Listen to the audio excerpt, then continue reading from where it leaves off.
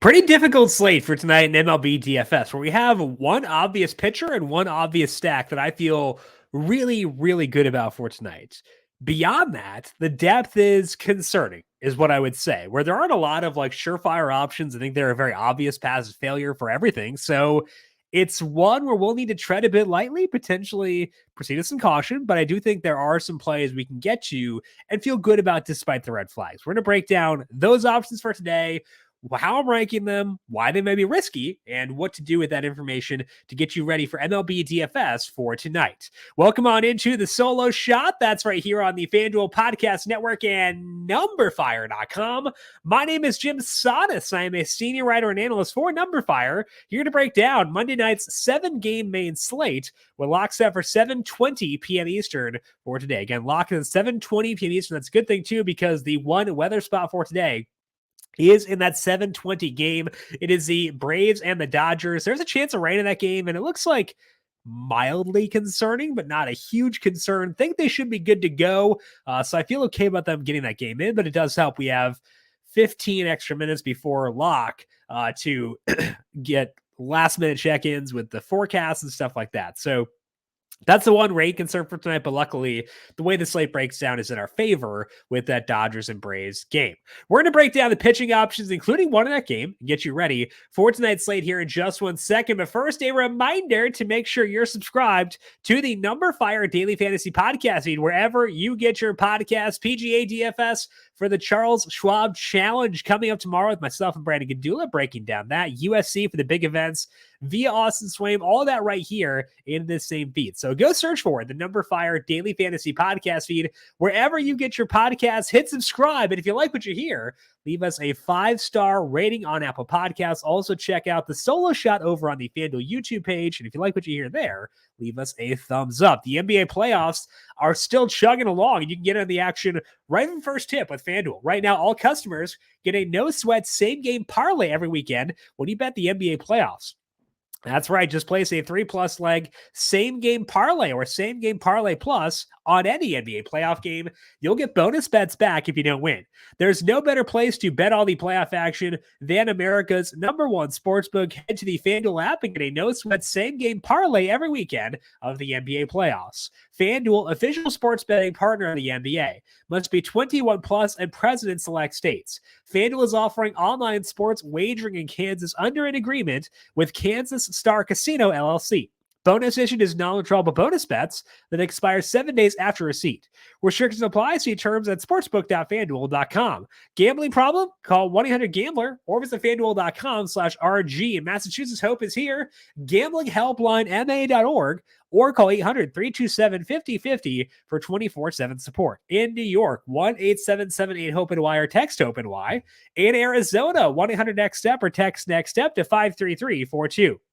In Connecticut, 1-888-789-7777 or visit ccpg.org/chat. In Indiana, 1-800-9-WIN-IT. In Wyoming and Kansas, 1-800-522-4700 or in Kansas, ksgamblinghelp.com. Louisiana is 1-877-770-STOP. And in Maryland, mdgamblinghelp.org. And in West Virginia, go to 1-800-GAMBLER.net. Pitching preview for this Monday main slate. Christian Javier comes in with a salary of $10,800, followed by Luis Castillo at 10.5. Bailey Ober is 10.3 with Charlie Morton at 10.1. Corbin Burns facing Javier at 97 with Michael Lorenzen and Tanner Houck as the others at $8,000 or higher.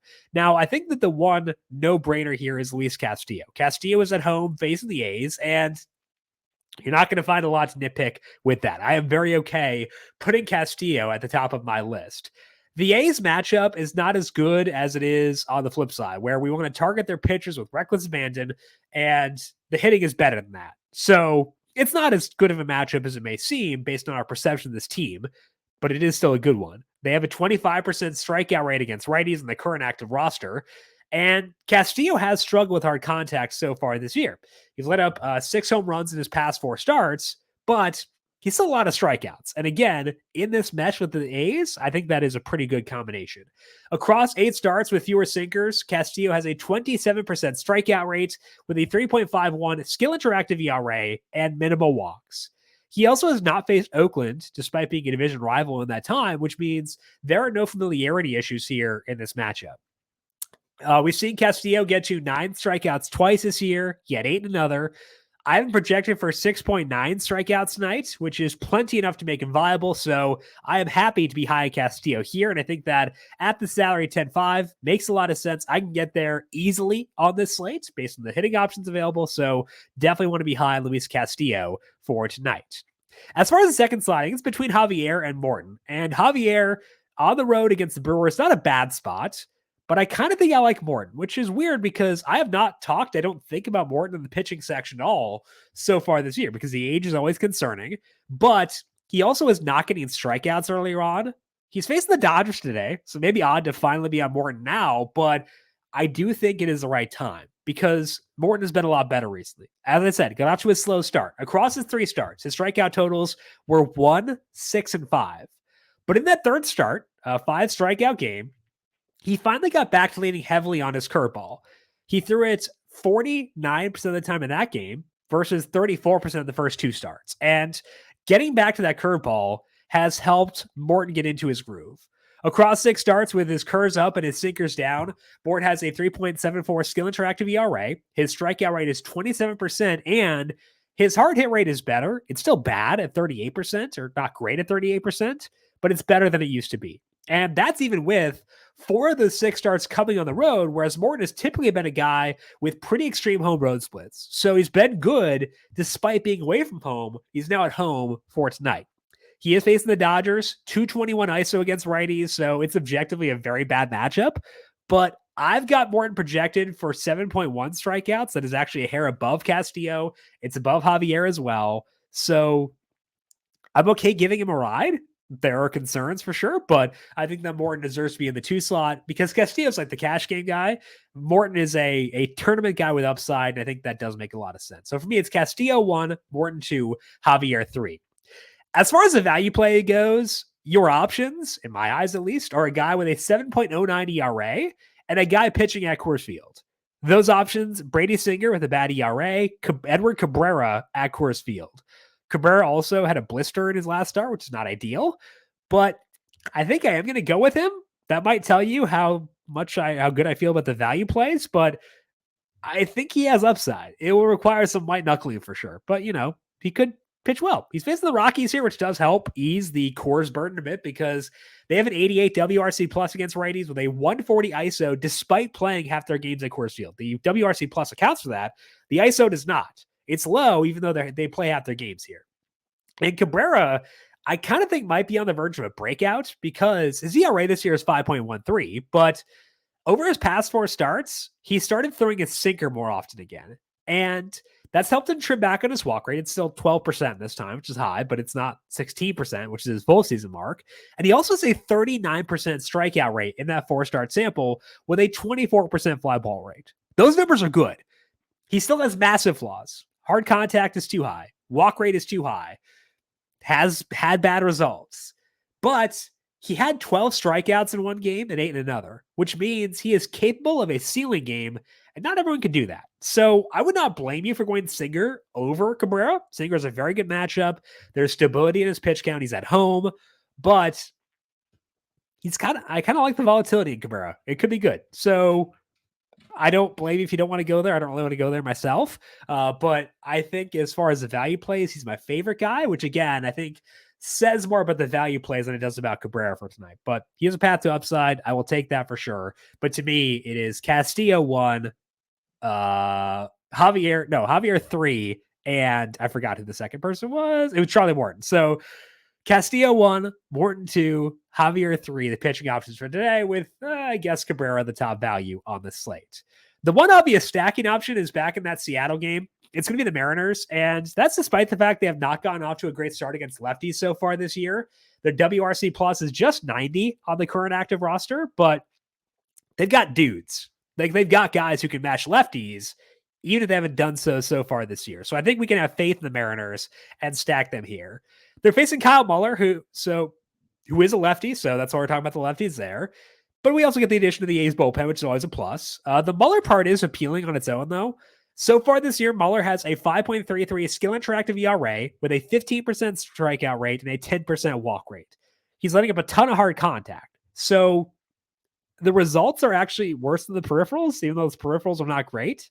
His ERA is 7.71. He's let up 5+ earned runs in 3 consecutive games, and in 5 of his 9 starts so far this year. So no, the Mariners have not hit lefties well, and yes, the A's bullpen is a massive edge for us, but I kind of think other stuff, just Muller against the Mariners in general, is enough for us to be very high on them here. So I feel great about the Mariners here. I think they're the kind of one no-brainer stack, and I do feel good enough about them, be very high on them for tonight. It also does help that the salaries on their big pieces are low. Teoscar Hernandez, $2,800. Eugenio Suarez, $29. Julio Rodriguez, $35. He will steal against lefties as well. AJ Pollock has gotten out to a rough start, but he's $2,600. So if you want to use Castillo, you can still stack him with the Mariners very easily. So to me, the 2 no-brainer situations for today are Castillo at pitcher, Mariners at hitter. I think the rest is where things get pretty dicey, which means that our second stack is not going to be as fun. But let's talk about that here. It's going to be the Angels. They're facing Tanner Houck, who has some solid elements in his peripherals because he's getting whiffs and he's getting some grounders. But he's not turning the whiffs into strikeouts, and he's not turning the ground balls into outs. So he's facing the Angels for tonight, and I think that they are a quality stack here. The main issue for Houck is that he's letting up too much hard contact. He scaled back on his 4-seam fastball 6 starts ago, and in that time, his hard hit rate allowed is 41%, which negates a lot of the good that you get via his ground ball rate. Houck has let up 4+ runs in 2 of the past 3 starts, and those are both at home. He now goes on the road and will face the Angels. They have a 108 WRC plus against righties with a 178 ISO. They're getting a bit healthier right now too, so I'm not in love with stacking against Houck, because I do think he's due for some positive regression, but on this specific slate, I do think it works. So to me, the Angels are a good stack against Houck, despite some concerns here, just not quite on the Mariners level. Houck does tend to struggle a lot with lefties, so you might not think of the Angels as being like a good team to target when the opposing pitcher struggles against lefties. It's basically Shohei Ohtani, but they did get Jared Walsh back, and Mickey Moniak has looked pretty good so far. Moniak may not play. He's kind of platooning with Taylor Ward, but Walsh should play. And Walsh seemed to be seeing the ball really well in his rehab stint. He had a 576 WOBA across 33 plate appearances, and I've always liked Walsh quite a bit. Had a good year a couple years ago, so I'm okay with him. Moniak, if he plays, has looked awesome so far. He will slide some bags, so I like both those guys if they're in there to take advantage of the issues Houck has against lefties. They might not play, or I think Moniak might not, but if he does, definitely will be behind him. And both these guys almost or at minimum salary. So again, you can get to Ohtani pretty easily within this stack. Finally, I think the Rockies are starting Chase Anderson tonight. They have not confirmed that as of yet. He's facing the Marlins, though, if he does start. And it's a cushy spot for him. So I'd want to start if I were him. But I would not be going here on most slates. But it's just a thin slate for stacking. Not a lot of good options. So I kind of wound up on Coors Field as a result. That means stacking the Marlins. And it's pretty hard to get jazzed about them. Not intentional. Hard to get excited about them with no Jazz Chisholm, given the state of their roster. But Anderson is targetable. He has thrown 10 innings so far in the majors. No earned runs allowed. But his swinging strike rate is 8.3%. He is letting up fly balls. And his numbers in the minors in a larger sample were not great.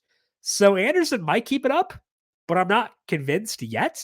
So the Marlins stink with no Jazz Chisholm. I think we could see Anderson shove here, and I would not be here on most slates, but it's a bad slate for stacking. So I do kind of want to appear to by default. I'm okay taking the altitude and kind of seeing what happens. I think the key when stacking the Marlins is focus on the guys who actually have some semblance of power. Brian De La Cruz has that, and he will run a bit. Jorge Soler hitting for power more recently. Peyton Burdick was going to hit a bit lower in the order and strikes out a ton, but he does have a bit of pop as well.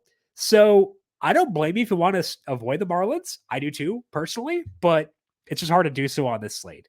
So to me, the top three stacks, the Mariners, number one by a mile. Angels, 2, focusing on the lefties there. And then the Marlins, number 3, just because they're at Coors Field. No other reason that I really want to be there. Things to watch for today. If you want to dump the Marlins, I think the Twins are your best alternative. They're facing what will likely be a bullpen game for the Giants. Their active roster has a 4.24 ERA in the bullpen. The Twins hitting better of late. I would downgrade them if Byron Buxton can't go. He's got a knee issue right now, so he might not play. If he does play, you can upgrade them, put them above the Marlins. No issues there. But I think that if Buxton does not go, they're a fine fourth stack behind the Marlins for tonight. I don't mind the idea of stacking the Braves. Again, if that game plays, given the rain. They're facing Gavin Stone, who has a good long-term outlook, but he was issuing too many walks when he was down in AAA. He's now facing the Braves on the road. Pretty tough spot. So I'm fine giving them a go. It will be okay with the Braves as another alternative for stacking for tonight. Finally, one that's pretty tough to pin down is the Red Sox offense for tonight. They're facing Jaime Barria, who is getting stretched out. So he will not be as good as he has been in the bullpen this year. But he's also not going to be fully stretched out, probably 70 or so pitches. And he's been really good. He's held a 24% hard hit rate so far this year. So I don't hate the idea of stacking the Red Sox, but I don't love it either. I prefer the Angels on the other side of this game if you want to get some exposure to this one. Finally, let's finish up with some dinger calls for today. I got to go Teoscar Hernandez, the boring one. He has obliterated lefties for basically since he walked out of the womb. Facing a lefty for today, then faces the A's bullpen. I think he makes a lot of sense. So Teoscar Hernandez will be the boring home run call for tonight. The fun one, let's go Jared Walsh again.